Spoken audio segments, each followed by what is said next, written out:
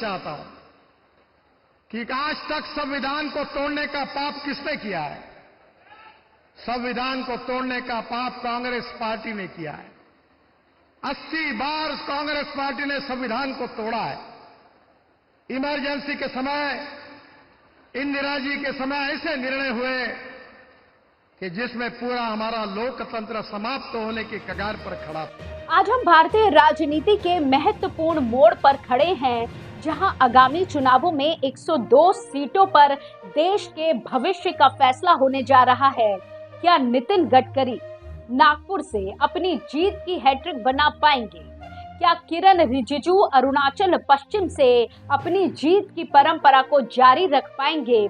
इन सवालों के जवाब हमें चुनावी नतीजों में मिलेंगे, लेकिन इससे पहले आइए जानते हैं कि इन चुनावों में कौन कौन से दिग्गज अपनी किस्मत आजमा रहे हैं और किन मुद्दों पर जनता की नजर है।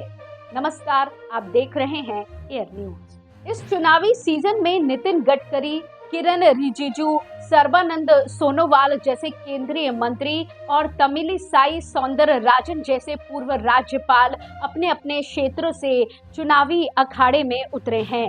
नागपुर से नितिन गडकरी जहां एक ओर अपनी जीत की हैट्रिक की आशा कर रहे हैं, वहीं अरुणाचल पश्चिम से किरण रिजिजू अपनी जीत की परंपरा को जारी रखने की कोशिश में हैं।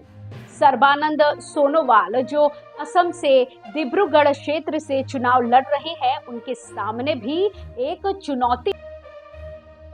मुजफ्फरनगर में जहां जातीय गतिशीलता एक महत्वपूर्ण कारक है, संजीव बालियान, हरिंद्र मलिक और दारा सिंह प्रजापति के बीच एक त्रिकोणीय संघर्ष देखने को मिल रहा है। उधमपुर से जितेंद्र सिंह और अलवर से भूपेंद्र यादव भी अपनी अपनी जीत की आशा में हैं। बीकानेर से अर्जुन राम मेघवाल का मुकाबला गोविंद राम मेघवाल से है, जो एक पूर्व केंद्रीय मंत्री हैं। तमिलनाडु में नीलगिरी से ए राजा और एल मुरुगन, शिवगंगा से कीर्ति चिदम्बरम और कोयम्बटूर से के अन्नामलाई जैसे उम्मीदवार अपनी अपनी जीत के लिए प्रयासरत हैं। चेन्नई दक्षिण से तमिलिसाई सौंदरराजन भी चुनावी मैदान में हैं, जिन्होंने हाल ही में तेलंगाना के राज्यपाल और पौंडीचेरी के उपराज्यपाल के पद से इस्तीफा दिया है। वैसे इन चुनावों का इतिहास और इनसे जुड़े व्यक्तियों का प्रभाव भारतीय राजनीति में गहरा है।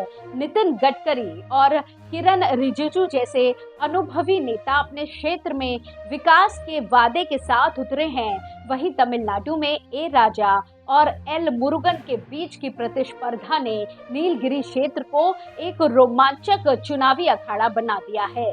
ए राजा, जो कि वर्तमान डीएमके सांसद हैं और पूर्व दूर संचार मंत्री रह चुके हैं, उनका मुकाबला बीजेपी के एल मुरुगन से है, जो कि केंद्रीय राज्य मंत्री हैं। शिवगंगा से कीर्ति चिदम्बरम, जिनके पिता ने 7 बार इस सीट को जीता है, वे भी पुनः चुनाव जीतने की आशा में हैं। चेन्नई दक्षिण से तमिलिसाई सौंदरराजन, जिन्होंने हाल ही में राज्यपाल के पद से इस्तीफा दिया है, वे भी चुनावी मैदान में है।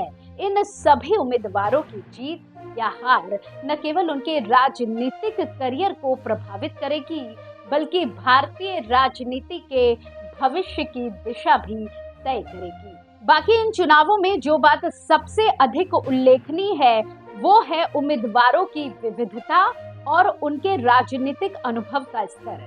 नितिन गडकरी और किरण रिजिजू जैसे अनुभवी नेता अपने विकास के एजेंडे के साथ उतरे हैं, जबकि नए उम्मीदवार जैसे कि अन्नामलाई ने अपनी उपस्थिति दर्ज कराई है।